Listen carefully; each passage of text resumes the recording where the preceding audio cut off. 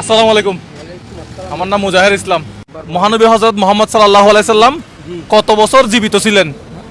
17 বছর জীবিত আছে। হ্যাঁ, জীবিত আছে। এখন আমি তো এটা বলতে পারবো না। আপনারা কে বলতে পারবেন?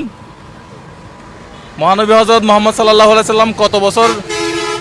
আসলে এটা আমি স্মরণ করে করতে বলতে পারবো। আচ্ছা, মহানবী হযরত মুহাম্মদ সাল্লাল্লাহু আলাইহি সাল্লাম 63 বছর জীবিত ছিলেন। কত বছর? 63 বছর 63 বছর। জি, জি। মাশাআল্লাহ। আচ্ছা, আপনি আজকে সকালে ফজরের নামাজ পড়ছেন? করছিলেন। আলহামদুলিল্লাহ বলেন। আলহামদুলিল্লাহ। আপনি ওখান থেকে একটা চাল বস্তা নিয়ে আসেন।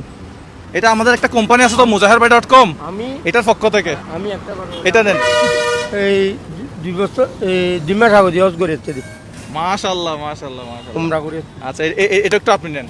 আর এটা আমাদের mujahirbhai.com এর পক্ষ থেকে আপনাকে পুরস্কার। আলহামদুলিল্লাহ। আপনি উমরা করে ফেলছেন? জি, আমরা করি। মাশাআল্লাহ মাশাআল্লাহ, এটা আপনার জন্য।